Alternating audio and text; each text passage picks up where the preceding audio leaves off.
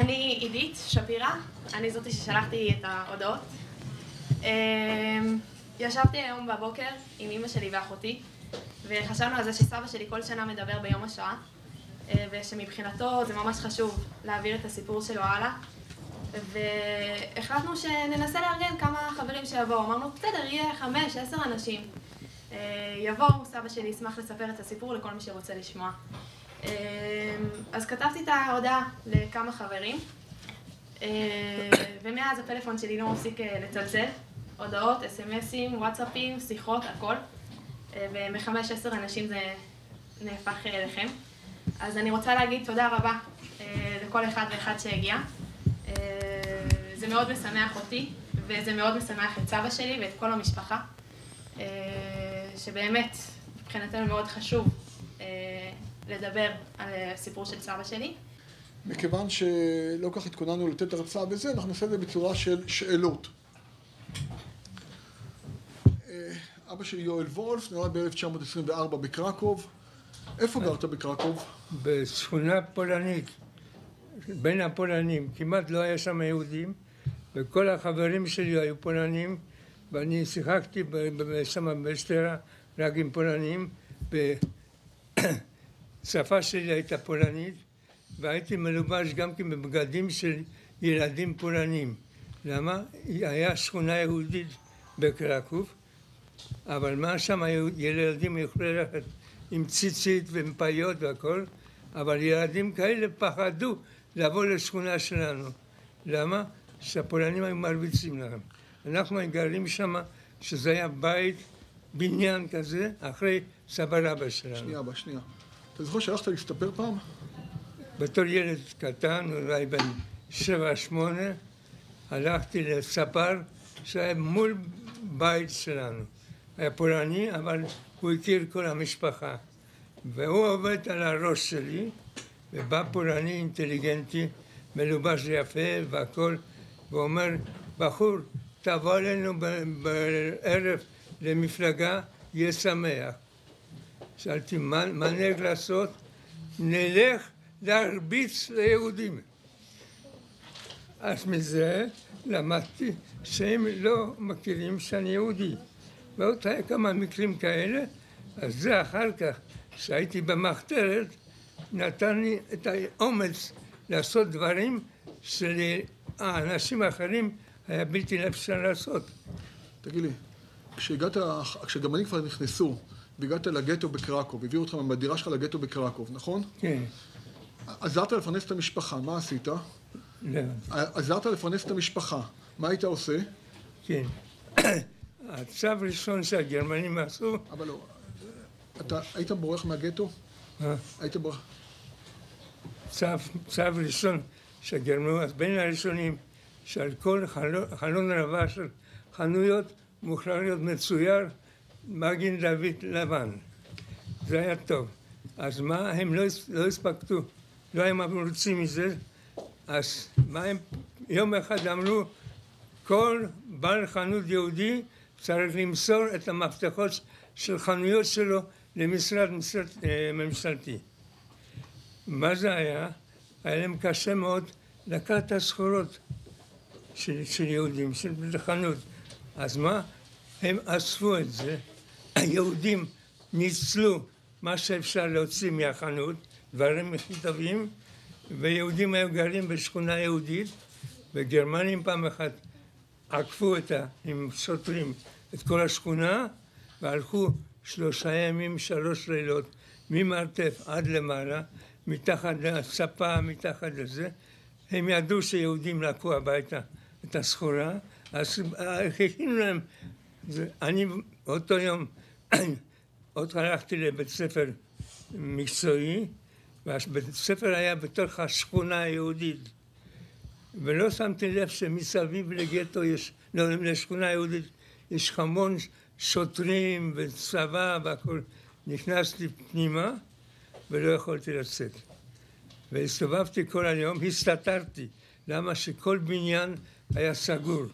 השוער היה צריך לסגור. אז לא יכולתי ללכת, לא לסבא, לא לדוד, לא לדודה. אז הסתתרתי בחצרות.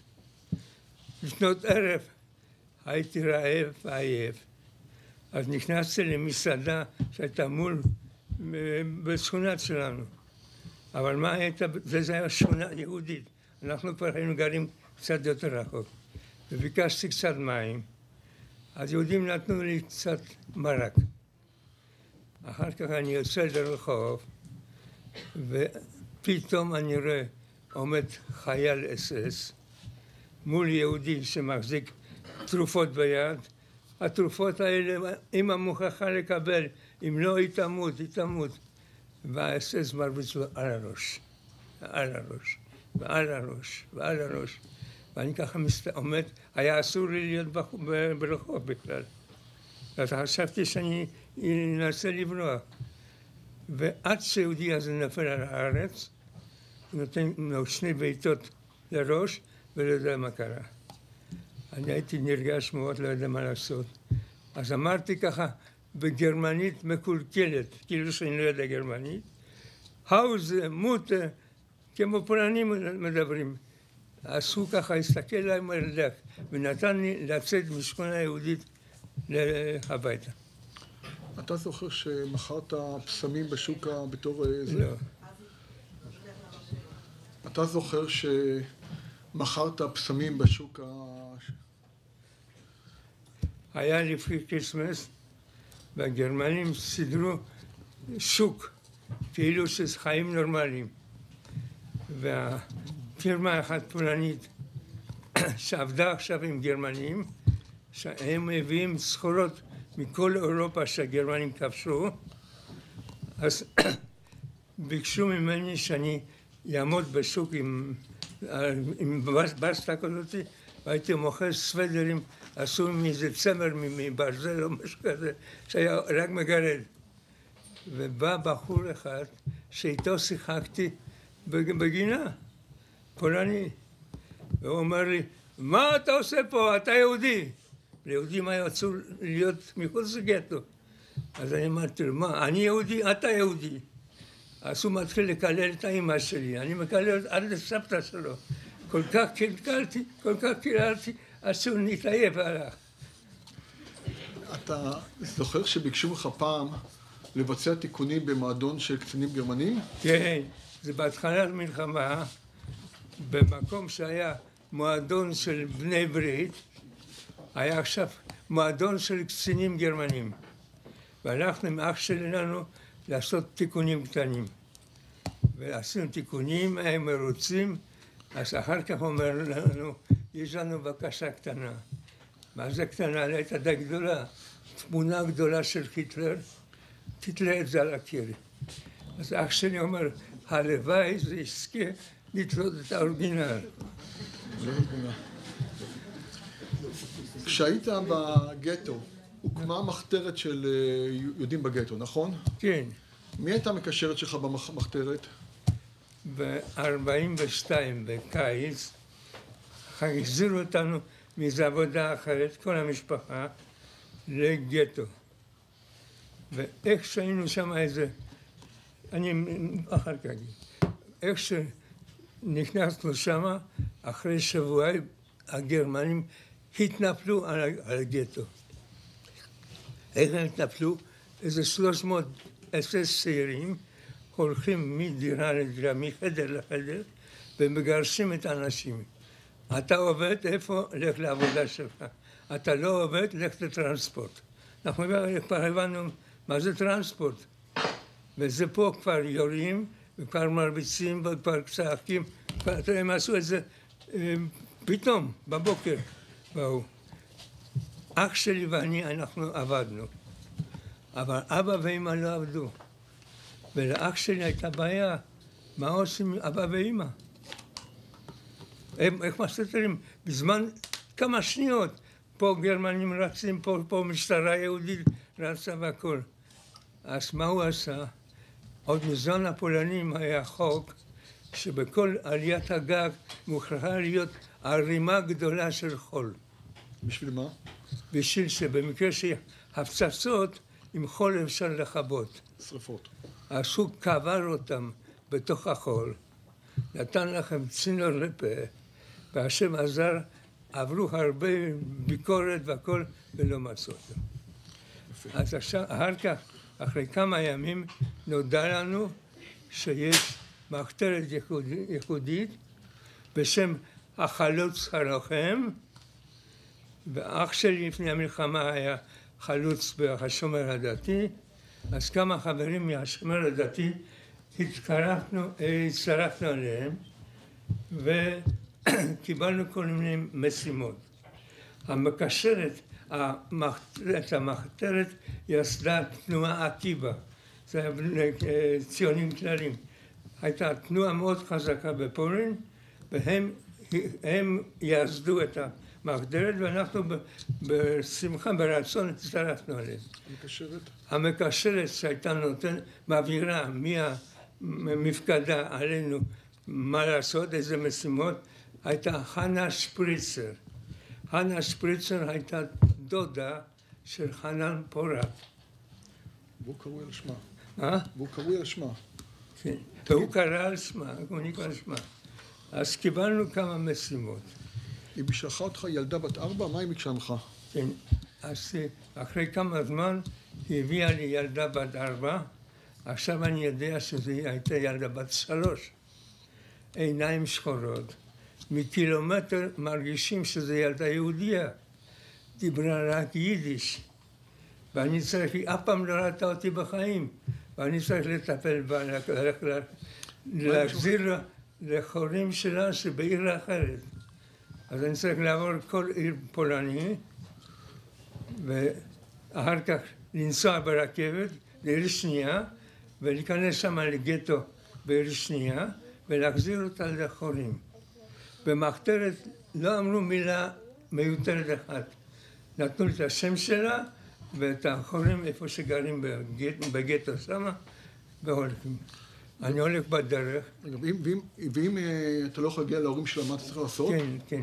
עכשיו ככה, על מנת שהיא לא תדבר, דיברה רק יידיש, קשרתי לה שעל מסביב לפנים, והולכים. ובמחתרת אמרו לי, אם לא תוכל להיכנס לגטו בעיר הזאתי, אז תמסור אותה לרבי מבלז, שמסתתר מחוץ לגטו, בין משפחה הונגרית. יהודים הונגרים היו... לא משנה. מה עשית עם התעודות שלך? מה עשית? עם התעודות שלך? כן, עכשיו היו לי פה 2 כיסים. תעודה פולנית, עם תמונה שלי, עם שם אחר, ותעודה יהודית אורגינלית. ואני הולך בדרך ואני חושב, יגידו לי, תוציא מה שיש לך בכיס, והם לפעמים ביקשו את זה. אז תקף כדור בראש. אז מה עשיתי? שברתי, אז שם חבר אחד, הוא היה מסתתר אצל שוער בית פולני, אז אנחנו היינו כמה פעמים נכנסים לדירה של השוער הזה, והיינו עושים כל מיני, מביאים דברים מגטו, והם היינו נותנים לנו קצת אוכל. הוא ראה אותנו, והוא לא ידע שאנחנו יהודים. אנחנו ידענו שהוא חבר מחתרת. ובאותה תקופה היה חוק גרמני, אי אפשר להגיד חוק, גזירה, עם משפחה פולנית. נתנה לאיזו ילדה, אפילו קטנטונת יהודית, ושתפסו את זה, היו חורגים כל המשפחה פולנית, ולפעמים גם כמה שכנים מהבניין. אז אני נכנסתי שמה ואני אומר לו, אלק, תשמור את התעודה היהודית שלי. אתה גם יהודי? אני גם כן יהודי. מחר בבוקר אני אקח את התעודה. ונסעתי עם הילדה, איך שאני נכנס לרכבת, אז פולניות אומרות, איזה ילדה יהודית יפה. אז זה כבר היה מאוד מסוכן, למה? היו הרבה מלשינים פולנים, שכל הפרנסה שלהם הייתה לחפש יהודים שמסתתרים בצד פולני. אז איך ששמעתי את זה, לקחתי את הילדה, ובכל תחנה הייתי יורד מהרכבת, ונכנס לקרונית שנייה. ככה, השם עזר, הגעתי לבוכניה, לעיר השנייה, אני ידעתי איפה גטו, לפני זה נסעתי בלי הסמרטוט על היד לחתונה של דוד שלי, שהיה לעיירה יותר רחוקה, ואני מבקש שוטר יהודי שתן לי להכניס את הילדה לחורים שלו. מדבר איתו פולנית, יידיש, לך מפה, לך מפה, לך מפה. ייתכן שהוא חשב, בסדר, הסיכויים של ילדה בת 4 בגטו היו מאוד קדושים שיחיה. אז לא הייתה לי ברירה, הלכתי איתה, מה? לרבי מבלס, מסענו את זה ברבי מבלס. לרבי מבלס. מצאת אותה אחר כך? רגע, וזה, אמרו לי, אם לא תוכל לתת אותה לאבא ואמא, תן את זה לרבי מבלס. מסרת אותה. פתחתי את הדלת, זרקתי אותה פנימה וברחתי. לי אמרו לי, תמסור לרבי, שמתי לרבי. ורצתי לתחנת הרכבת. מה קרה מילדה? אחרי 63 שנה חיפשתי אותה ומצאתי אותה. מצאתי אותה, והיא הייתה אז סבתא רבא, היה לה 9 ילדים, 40 וכמה נכדים ו9 נינים. ועכשיו, לפני כמה חודשים, פגשתי את הבן שלה, והוא אמר לי, אתה יודע מה? כמה נינים יש לסבתא? כמה? תגיד לי מספר גדול. 100. כל הכבוד לה. היא כבר שמעה את זה.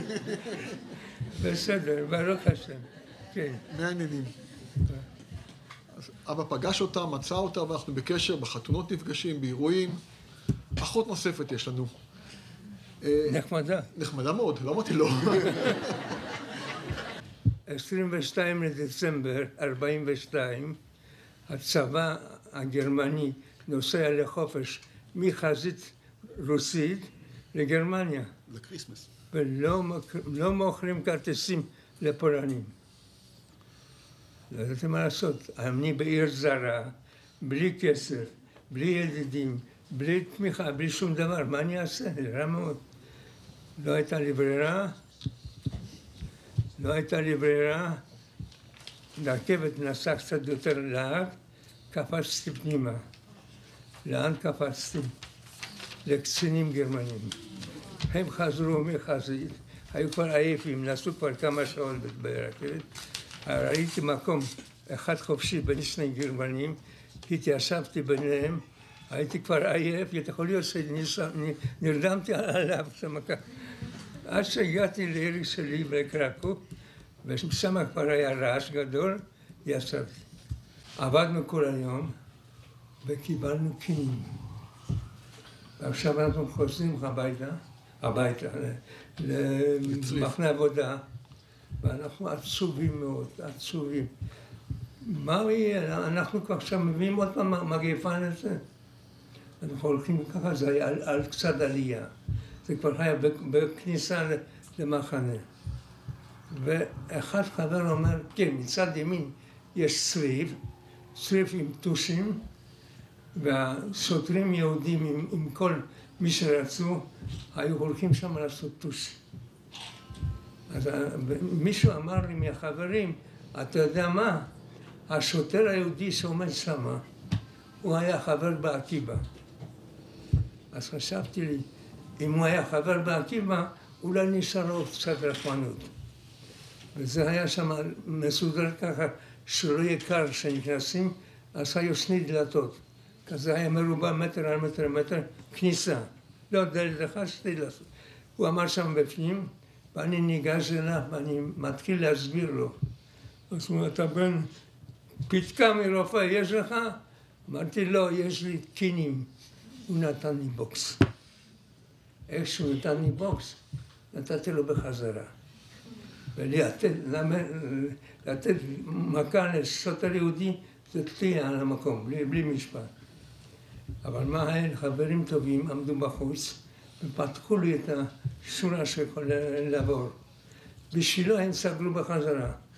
אבל מה? אני הייתי רבע עוף, עייף, רעב, חלש, והוא היה אכל טוב, ומלובש היה כמו ליצן בצירקוס, עם כובע מיוחד כזה, עם מגפיים, מכנסיים רכיבה, ואנחנו רצים למעלה, זה בחורף. ועוד מעט הוא תופס אותי. ופתאום אני שומע פאק! מסתכל אחורנית, הוא נפל על הטוסיק, נפתח לו כניסה מאחורנית, אז אפילו במצב הזה התחלתי לצחוק.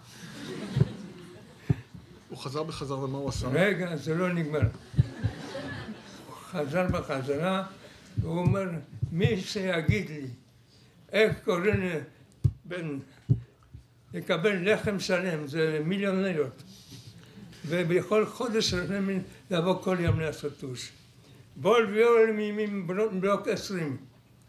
היו חברים טובים, אז כל אחד אמר שם אחר. ובלבלו את זה, אידיוט. 2.5 אחרי מלחמה, אחרי השחרור. אני פוגש חבר, אומר, בוא תבוא אליי לקפה. הלכתי עם אשתי מנוחה לשמה, ואוכלים והכל, ומה מדברים על אנשים שהיו באותו מחנה? אותו סיפור. אז אני מספר את הסיפור הזה. אשתו אומרת, זה אח שלי. נראה לי לא נעים. אבל מה, אני סיפרתי את האמת. אחרי כמה חודשים נפגשנו באיזו חתונה, אז הוא ברח לאמריקה הצפונית, משהו כזה. והוא אומר, דיברתי עם אח שלי, הוא לא זוכר את זה.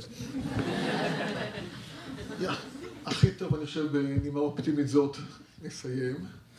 רק רוצה לספר שאחרי המלחמה, נגמרה המלחמה, אבא נסע בכל אירופה לחפש את המשפחה. הרוסים עצרו אותך גם כן, באיזשהו שלב. פעמיים. פעמיים הרוסים עצרו אותו גם כן, רוסים. אחר כך הוא הצטרף לארגון הבריחה, הבריח יהודים, גבול צ'כיה.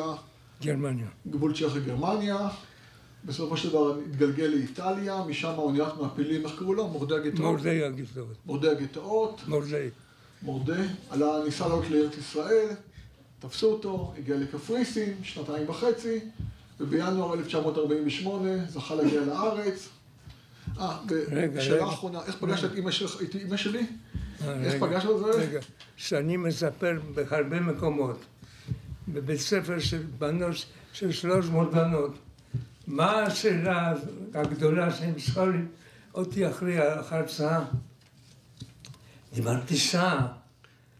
מה הם שואלים אותי? בכל מקום אותו דבר. מה שאבי שואל. מה? תגיד, מה השאלה?